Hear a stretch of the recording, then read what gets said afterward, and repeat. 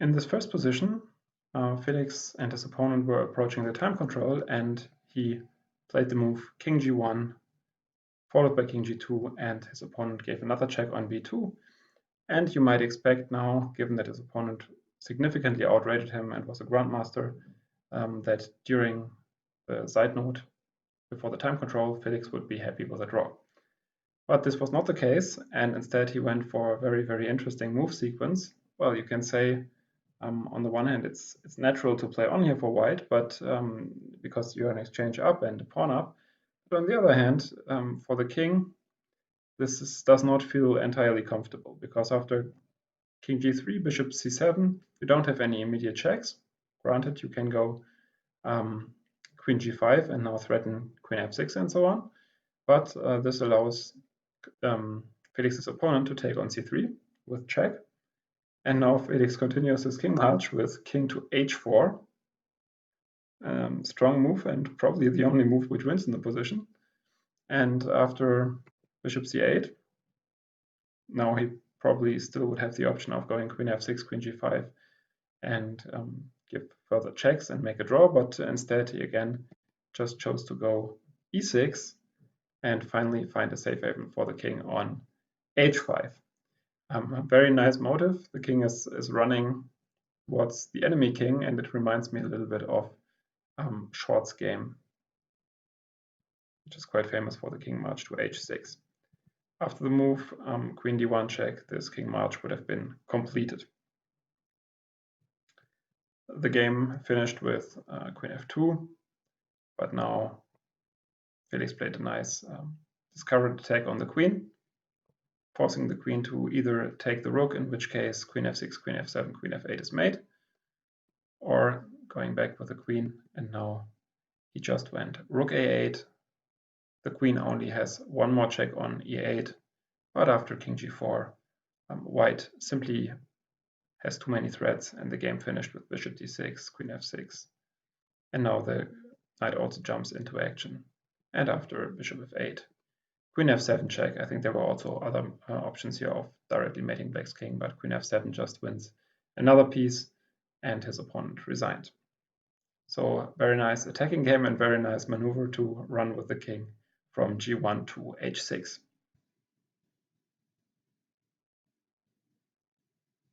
All right, for this position, I would like you to pause the video and to think about moves, maybe 3 or 4 candidate moves that you would play with white in this position. Well, in my case, the candidate moves would be something like Bishop E2, maybe Knight F3,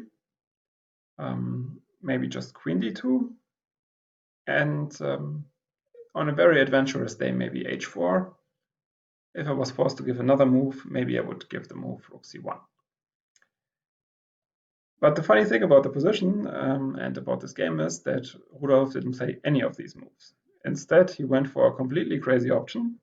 And both Thomas and I, we saw the game and we started laughing when we saw the position, and we saw that the last move was G4 in the position, because it just seems so crazy. And to be honest, I didn't think it could be good at all. Then in the evening, we sat down together and we actually analyzed the game with a computer on a mobile phone. And it turns out that G4 was among the top choices of this computer on the mobile phone.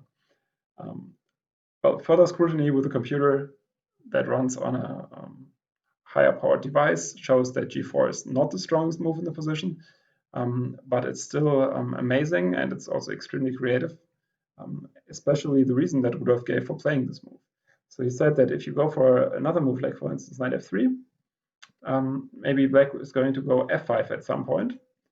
And his idea with G4 was to make a prophylactic move against F5.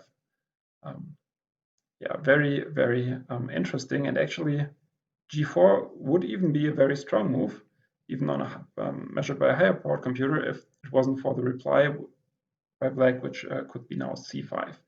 But given that black played C6 on the previous move, C5 is definitely not the first move that you would come up with as a human player. And his opponent, the former FIDE world champion Kasimdzhanov, didn't manage to come up with it, and instead went for pawn sacrifice with the move E5. Rudolf correctly took on E5, But now after queen h4 check, bishop f2, after taking on g4, Rudolf now went wrong with a setup with queen d2 and knight ce2, and later on lost the game.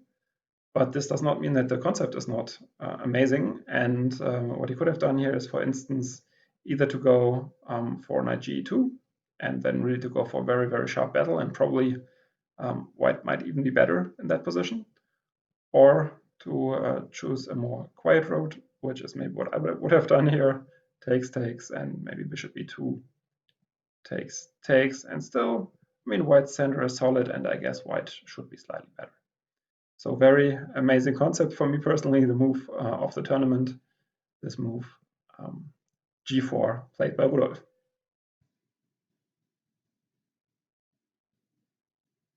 So here with the white pieces we have Oscar, and Oscar is one of the most solid players in our team, especially with the white pieces. And so it came as no surprise to me that he reached this very solid position even against an opponent who outrates him by 300 elo points. But in this position, after quite a long battle already, he goes wrong. So he should keep the tension, but what he does is actually quite instructive. So he plays a move which looks very natural. So he plays the move queen to c3 check. And after queen to c3 check, actually the position gets better for black. He took, and now Lagarde played this move b5.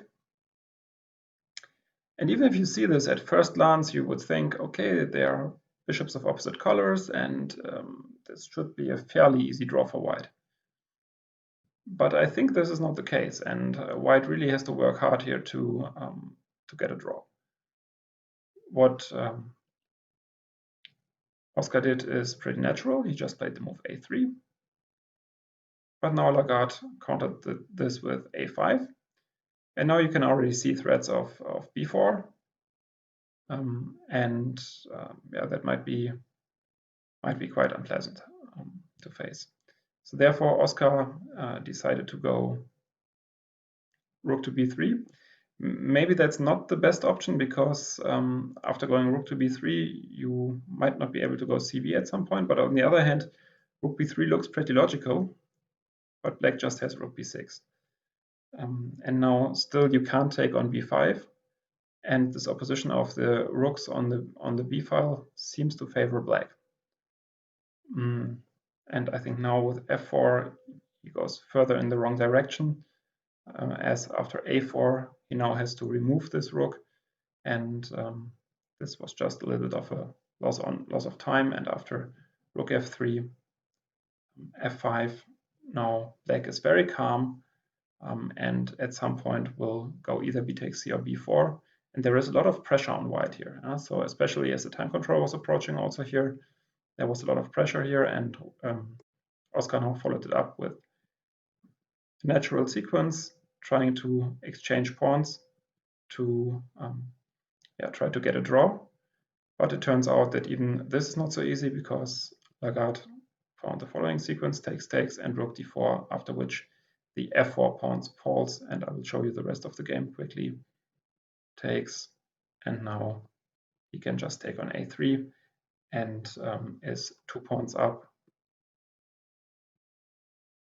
And now, I mean, this is just completely busted, and Oscar resigned. So quite instructive the way in which Lagarde played this seemingly innocuous position, and just this very small slip of playing queen c3 check, after which there is this bigger pressure than it seems on the bishop on d5, and this loose position of the bishop connected to the pawn on c4 was enough to already get into difficulties, and then a few inaccurate moves later, the game is also already over.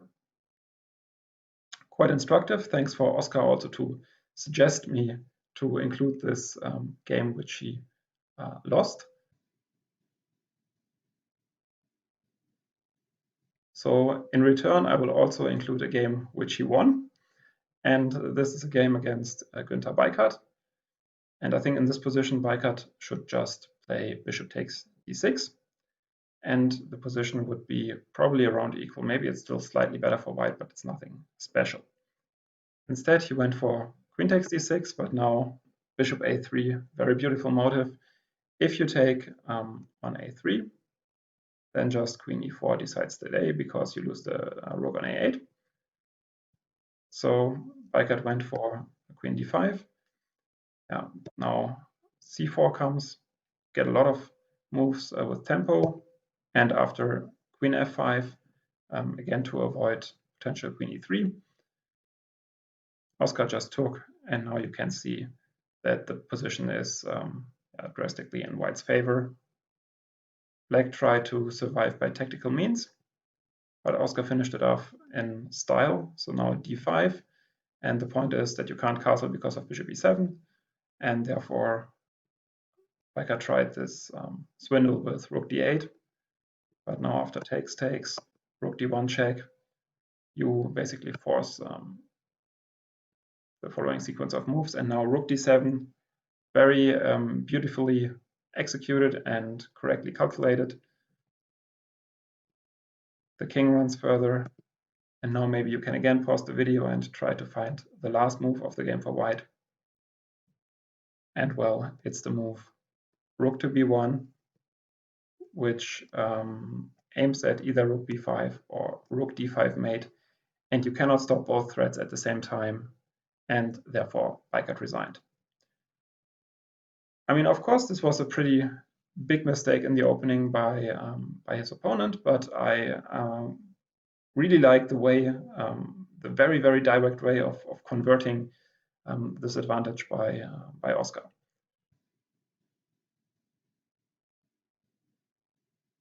So imagine you are playing against one of these young and wild opponents who are even more so extremely strong, and this is the case here. So Tom was playing against Lukas von Foreest, the younger brother of Jordan von Foreest and a grandmaster in his own rights, who then a week after went on to win the Open in Pardubice, so very, very strong player, and was confronted with the move knight to e6. When I saw this position, I thought two things. First of all, if I was black, I would be extremely afraid. And secondly, I thought that this has to be incorrect. And Tom very nicely defends in this game. So we see that after takes, plays knight to b6, and now goes with the king to e7. So white is just a piece down after castles, but of course black's king position is severely compromised. And von Foreest just goes on, slowly plays knight e5 check, and he takes d.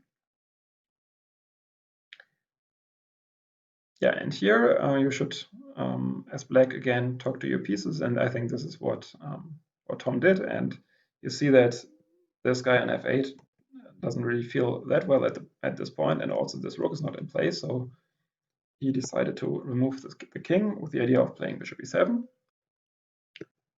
and now just running with the king to c7. So black is still somewhat paralyzed, but it's quite interesting that he managed to just run with the king, and with this relatively solid center, it seems that black is still fully in control. But von Foreest doesn't give up so easily and played a4 to, after queen c7, go a5. Yeah, now the knight also has some problems. So all of black's pieces are somewhat clumsy, but of course he's still a piece up. And after b3, Tom decided to also just take this pawn on a5. So black is now a lot of material up, but white comes with c4. And Tom played this game really in a very, very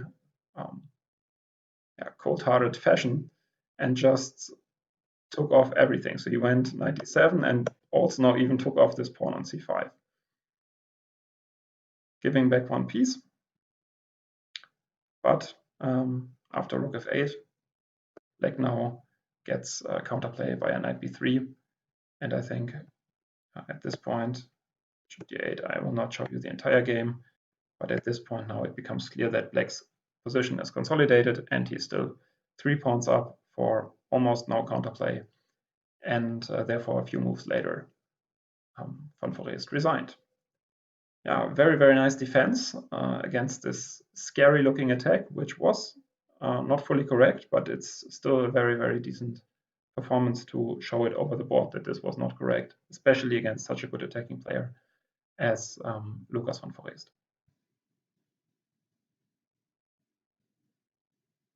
In this game, we have Thomas Koch on the black side, and he now decided to go for very sharp complications with the move Queen h4.